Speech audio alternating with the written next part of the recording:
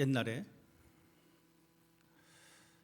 어느 농부 집에 여러 마리 거위가 있었는데 여러 마리 거위 중에 이 한 마리의 거위가 알을 낳는데 이 알이 보통 알과 다릅니다. 보통 거위가 알을 낳으면 그것을 가져다가 요리를 한다거나 더 키운다거나 하지만 이 거위는 알을 낳는 것이 아니라 황금알을 낳습니다. 집에 기르고 있는 이 거위가 황금알을 낳는데 좋아하지 않을 사람이 누가 있겠습니까? 이 농부는 너무나 기뻤습니다. 아침에 눈을 뜨면 이 거위가 황금알을 하나씩 낳습니다. 여러분 한번 상상해 보십시다. 여러분 집에 이런 일이 벌어진다면 여러분 어떻겠습니까? 말은 하고 싶은데 소문낼 수는 없습니다. 왜냐하면 소문나면 누군가 와서 우리 집 거위를 훔쳐갈 수 있기 때문에 입은 근질근질하지만 말은 하지 못합니다. 눈만 뜨면 이 거위가 황금알을 낳습니다. 농부는 이것을 가져다가 팝니다. 팔고 재산이 조금씩 늘어납니다. 그런데 어느 날 곰곰이 생각해 보니까 이렇게 찔끔찔끔 이 황금알을 얻는 것보다는 한 번에 많이 얻기를 소원합니다. 그래서 곰곰이 그는 생각해내고 그러면 이 거위의 배를 갈라야 되겠다. 그럼 이 안에 황금이 있지 않겠는가라는 생각을 가지고 이 거위를 칼로 배를 자릅니다. 그런데 이 거위 뱃속에는 아무것도 없었습니다. 더 이상의 황금은 얻지 못했습니다. 이 농부는 땅을 치며 후회했습니다. 내가 그동안 조금씩 얻었던 이 황금으로 만족할 걸 괜히 더 많이 가지려고 욕심부리다가 이제 더 이상 더 가질 수 없게 되었구나. 땅을 치면서 후회했습니다. 이솝이 우리들에게 전해준 이야기입니다. 우리가 이러한 상황에 맞닥뜨리지 않다 할지라도 때로는 우리도 이와 비슷한 상황을 경험하기도 합니다. 조금만 더 하면 좀 더 편해질 텐데, 조금만 더 하면 좀 더 많이 거둘 수 있을 텐데라고 하는 이 욕심 때문에 때로는 언젠가 우리들도 고개를 숙이며 한숨을 쉴 때가 있다라는 이야기입니다. 예수님께서 오늘 본문 말씀을 통해서 우리들에게 그 사실을 또한 이야기해 주고 있습니다. 한 사람이 예수님 앞에 나옵니다. 그리고 예수님께 말을 합니다. 선생님, 내 형에게 말을 해서 아버지로부터 물려받은 이 재산을 공평하게 좀 나누게 해 주십시오. 이렇게 이야기를 합니다. 어쩌면 이 사람은 예수님을 아주 지혜로운 선생으로 생각하고 있었는지도 모릅니다. 그렇지만 예수님은 이렇게 대답합니다. 이보시오, 내가 당신들의 재판장이나 됩니까? 그러면서 이 사람에게 말합니다. 모든 욕심을 물리치십시오. 모든 탐심을 물리치십시오. 사람의 생명이 그 소유의 풍성함에 있지 않다라고 이야기하면서 한 가지 비유를 설명합니다. 그 비유가 이렇습니다. 어떤 마을에 한 부자가 있었는데 이 부자가 농사를 져서 그 소출이 엄청 많아지게 됐습니다. 그러자 부자는 당연히 기분이 좋을 수밖에 없습니다. 여러분 보십시오. 내가 펼쳐진 비즈니스가 엄청나게 잘 되는 겁니다. 기분이 안 좋을 사람은 없습니다. 이 부자도 마찬가지입니다. 소출이 엄청나게 많이 생겼습니다. 엄청나게 많이 생기다 보니까 당연히 드는 생각은 아주 자연스럽습니다. 이 많은 수확물들을 내가 어떻게 처리할 것인가?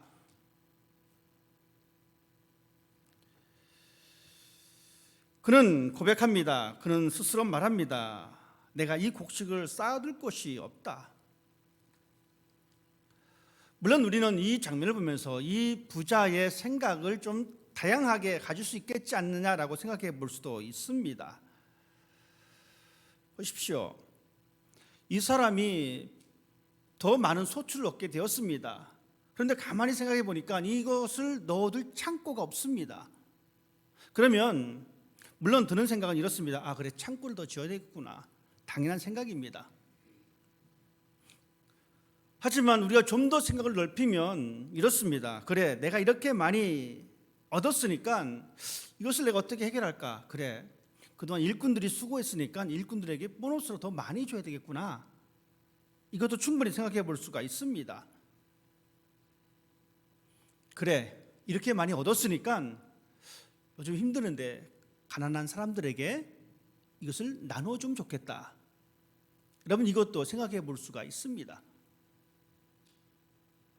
교회를 다니는 사람이라면 이렇게 생각해 볼 수도 있습니다. 그래, 내가 이렇게 얻었으니까 하나님 앞에 더 많이 헌금을 해야 되겠구나. 안타깝게도 이 부자는 한 가지 생각만 합니다. 그 한 가지 생각은 창고를 더 늘리는 겁니다. 아주 신났습니다. 기분이 너무나 좋습니다. 아, 창고를 내가 늘리면 늘릴 만큼 이 수확물을 다 채울 수 있겠구나. 예수님께서 이 비유를 말씀하실 때에 누구를 들어 사용하셨냐면 부자입니다. 여러분, 부자 되기가 참 쉽습니다. 우리가 살아가는 이 시대도 마찬가지입니다. 그래서 우리가 하는 말이 돈이 돈을 번다라는 이야기를 합니다.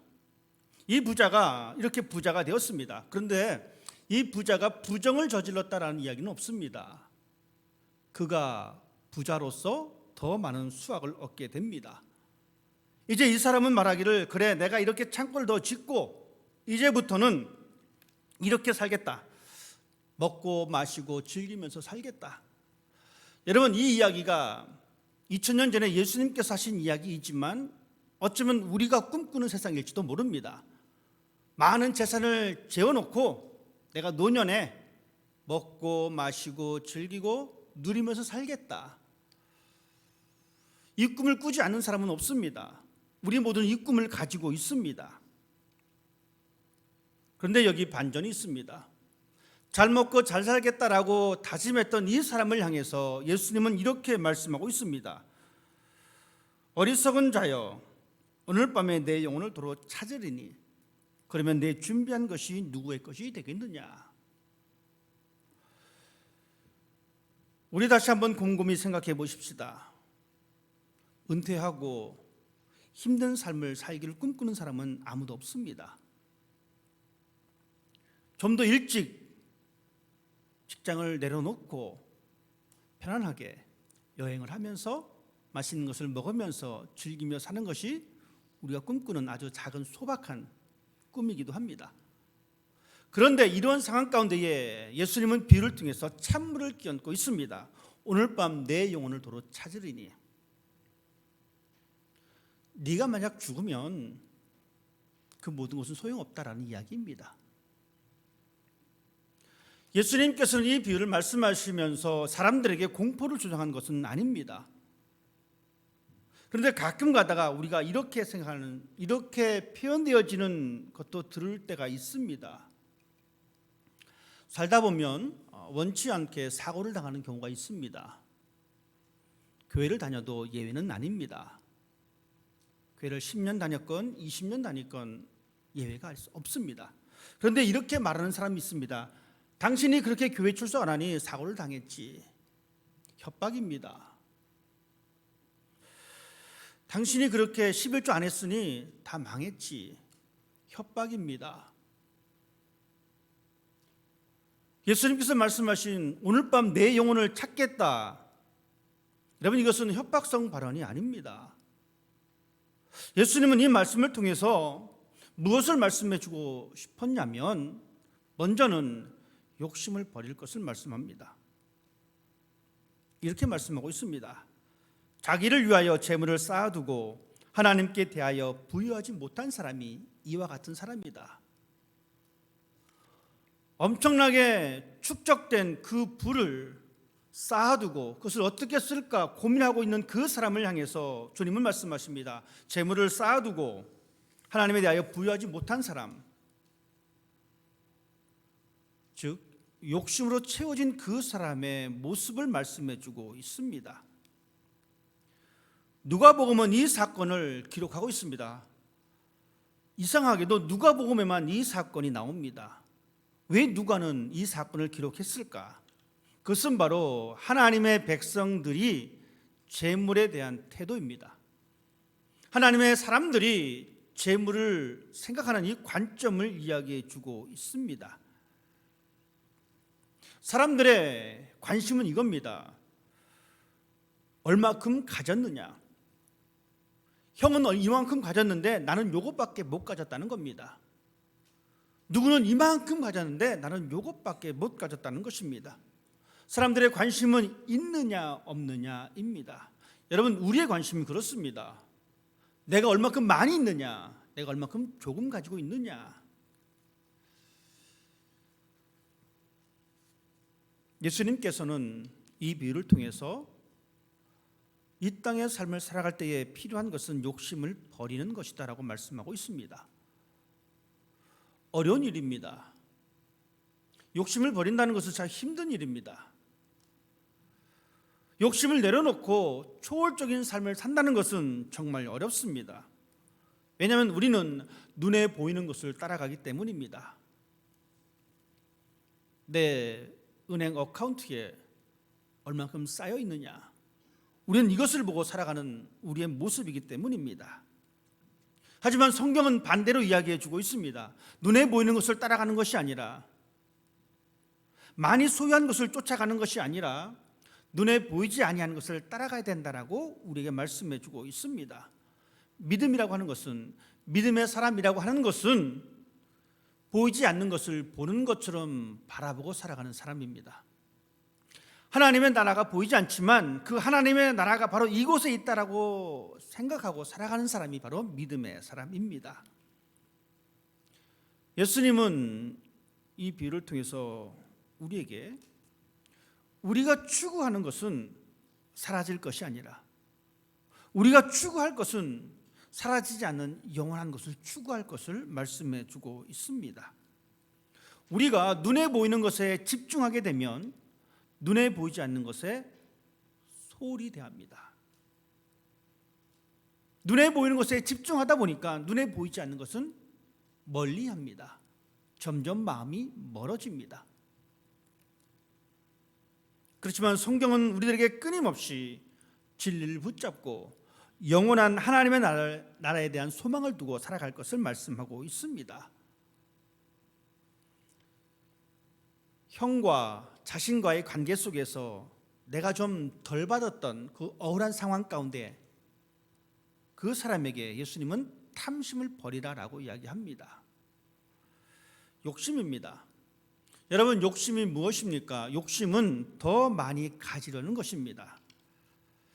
자기의 분에 넘치도록 소유하는 것, 그것이 바로 욕심입니다. 그런데 욕심은 단순히 물질만을 이야기하는 것이 아닙니다. 과도하게 내가 갖고자 하는 모든 것입니다. 나는 재물에 욕심이 없어 라고 하는 사람은 다른 것에 대한 욕심이 있을 수 있습니다. 다른 어떤 것에 대한 욕심이 없는 사람은 반대로 재물에 욕심이 있을 수도 있습니다. 이렇게 우리가 욕심을 부리는 것, 하나님은 이 땅의 삶을 살면서 우리에게 그 욕심을 내려놓을 것을 말씀하고 있습니다. 왜냐하면 이 세상 사람들은 얼마큼 많이 가졌느냐가 기준이기 때문에 그렇습니다. 하지만 예수님은 그 재물을 어떻게 바라봐야 될 것인가에 대해서 우리에게 말씀해 주고 있습니다. 물론 소유한다는 것은, 재물은 그 자체로 나쁜 것은 아닙니다. 우리는 재물이 없으면 살아갈 수가 없습니다. 당연히 필요합니다. 하지만 그 재물이 많아서 만족하게 되면 우리는 다른 것에서 만족을 못 찾습니다. 문제는 우리에게 주어진 이 재물에 관해서 이 재물이 많음으로 말미암아 안전하다라고 느낄 때에 하나님은 점점 멀어진다는 이야기입니다. 재물은 눈에 보입니다. 눈에 보이기 때문에 우리가 그것을 만족해 합니다. 하나님은 눈에 보이지 않습니다. 그러니 점점 하나님은 멀어집니다. 재물이 있어서 만족해하는 것은 우리 모두가 가지고 있는 공통된 마음입니다. 재물이 없으면 불안합니다. 그렇지만 한 가지 더 우리가 생각할 것은 이 재물이 하나님과 어떤 관계가 있는가? 재물만, 그 재물을 통해서만 만족함을 누린다면 우리는 우리의 신앙이 잘못된 것입니다. 왜냐하면 우리는 재물로만 만족을 누려서는 안 됩니다. 우리가 누려야 할 것은 하나님과 상관이 있는 재물로 말미암아 만족해야 합니다. 즉 우리의 삶은 하나님의 안에 있을 때에, 안정감을 누릴 때에, 그것이 올바른 신앙의 모습입니다. 예수님께서 말씀하신 이 부자의 문제점이 무엇인가? 이 부자는 자기가 갖고 있는 것에 너무나 집착했습니다. 자신의 재물과 자신의 즐거움에만 만족합니다. 그런 말합니다. 내 곡식, 내 영혼. 이 부자의 문제점은 바로 여기 있습니다. 물론 우리는 살면서 나중에 이제 은퇴하실 분들이 이제 많이 계신데 은퇴 이후의 삶이 중요합니다. 그래서 젊었을 때 열심히 일을 하고 젊었을 때 열심히 돈을 모아 놓습니다. 그렇게 해서 우리는 우리의 노후를 잘 준비해야 합니다. 하지만 한 가지 더 우리가 신경 써야 합니다. 그리스도인이라면 죽음 이후의 삶도 우리는 생각해야 합니다. 은퇴 이후의 삶, 평안한 삶도 중요하지만 죽음 이후의 삶이 정말 소중한 것을 잊어서는 안 됩니다. 이 부자의 이야기 속에서 우리가 기억할 것은 바로 또한 그것입니다. 죽음 이후에 우리의 삶이 어떻게 펼쳐질 것인가? 부자에게 있어서 부자의 주인은 재물이었습니다. 그 재물은 오직 자신만을 위한 것이었습니다. 이 부자에게 나눔과 분배라고 하는 이 단어는 소용이 없습니다. 필요가 없습니다. 오직 내 창고와 내 곡식과 내 영혼뿐입니다. 이러한 욕심은 하나님과 이웃에 대한 무관심으로 나타납니다.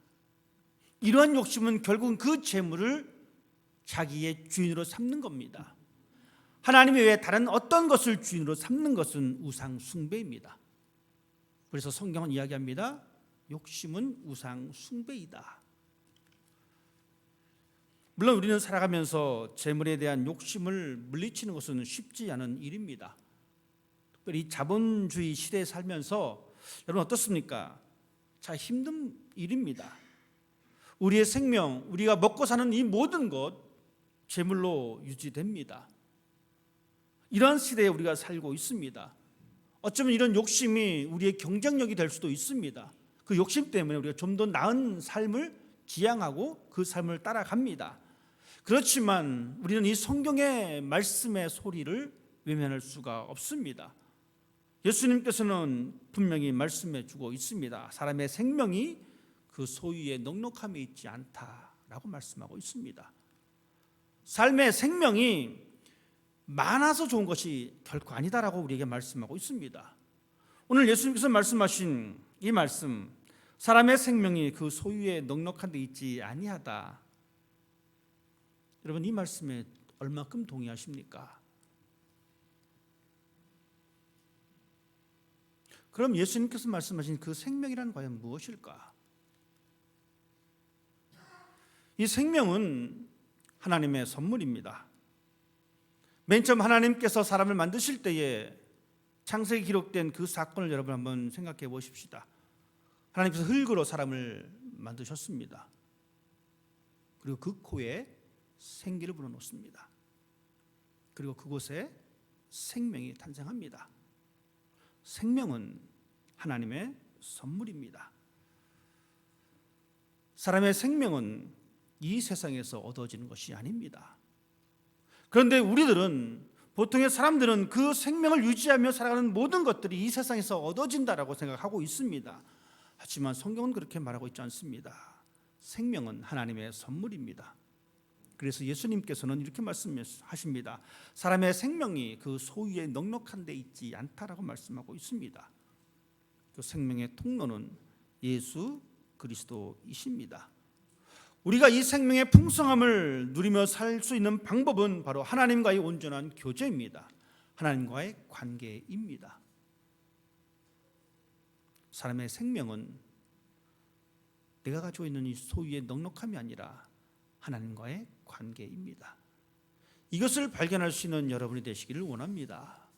이것이 신앙의 길을 걸어가는 우리의 모습입니다.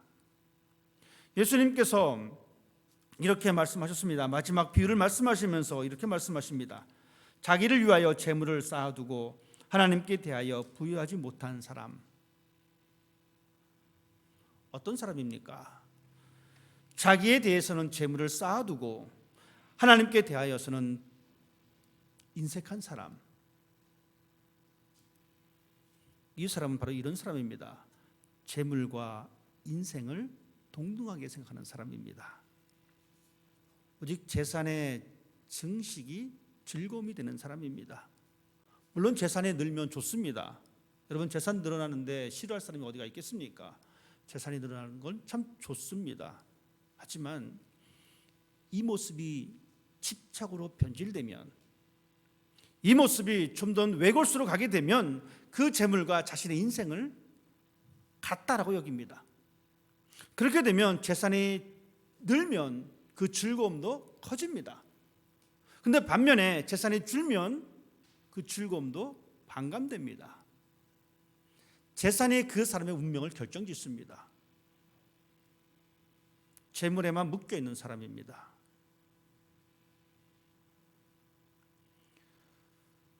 믿음의 눈으로 우리는 이것을 바라봐야 합니다. 재물이 사람의 운명을 묶는다. 있을 수 없는 일입니다. 우리를 묶어놓는 것은 재물이 아니라 하나님입니다. 그것을 꿈꾸는 사람이 되어야 합니다. 재물이 늘어서 즐거움이 늘면 재물이 줄어서 즐거움이 줍니다. 피곤한 인생이기도 합니다. 하지만 우리가 하나님과 묶여 있다면, 우리의 관계가 하나님과 올바르게 형성되어 있다면 재물이 줄어도 즐거운 인생이 될 수가 있습니다. 재물이 많아도 즐거운 인생이 될 수 있지만 재물이 줄어도 즐거운 인생이 될 수가 있습니다. 이런 사람은 때로 가난해져도 두려워하지 않습니다. 왜냐하면 재물이 그의 운명을 결정하는 것이 아니라 하나님이 그의 운명을 결정하기 때문입니다.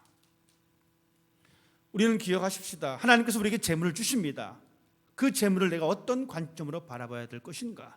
그 재물을 통해서 내가 즐거움을 찾고 그 즐거움을 만끽하는 것이 아니라 재물을 주시는 그 하나님과 함께 엮여있는 그 인생이 될 때에, 그래서 우리는 이 땅에서 적으나 많으나 우리의 즐거움은 변하지 않는다는 사실입니다.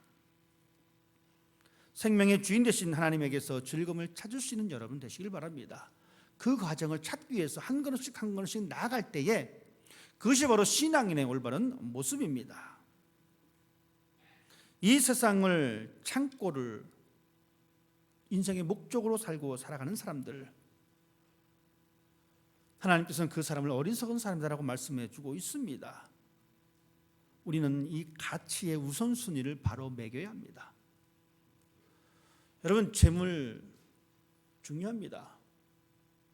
재물이 중요합니까? 건강이 더 중요하다고 생각하십니까? 대다수의 많은 사람들은 아무래도 건강을 찾을 것 같습니다. 우선순위가 바뀝니다. 재물이 조금 없어도 건강하는 것. 육신의 건강보다 영혼의 구원, 어느 것에 더 여러분 우선순위를 두시겠습니까? 우리는 가치의 우선순위를 알아야 합니다. 예수님께서는 우리에게 그것을 말씀해 주고 있습니다. 재물을 쌓아둔다고 해서 사람의 미래가 보장되는 것이 아닙니다.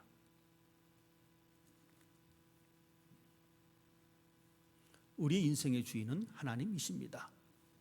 우리의 생명의 풍성함에 즐거움을 누릴 수 있는 것은 하나님입니다. 이 어리석은 부자는 이렇게 말합니다. 그 자신에게 너는 쉬고, 너는 먹고, 너는 마시고, 너는 기뻐해라. 이 사람의 결정적인 또한 실수는 이겁니다. 자기 자신이 자신의 인생을 이끌어갈 수 있다라고 생각하는 것입니다. 여러분 기억하십시다. 우리는 우리 스스로 우리 인생을 이끌어갈 수가 없습니다. 우리의 인생을 이끌어가시는 분은 하나님이십니다. 그 하나님이 우리와 함께 하십니다. 인생의 주인의 자리에 나를 올려놓는 것이 아니라 하나님을 올려놓읍시다. 그리고 그 하나님을 인정하십시다. 우리의 삶이 풍성해집니다.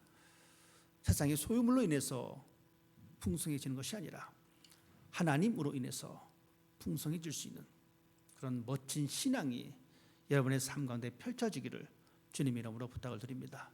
기도하겠습니다.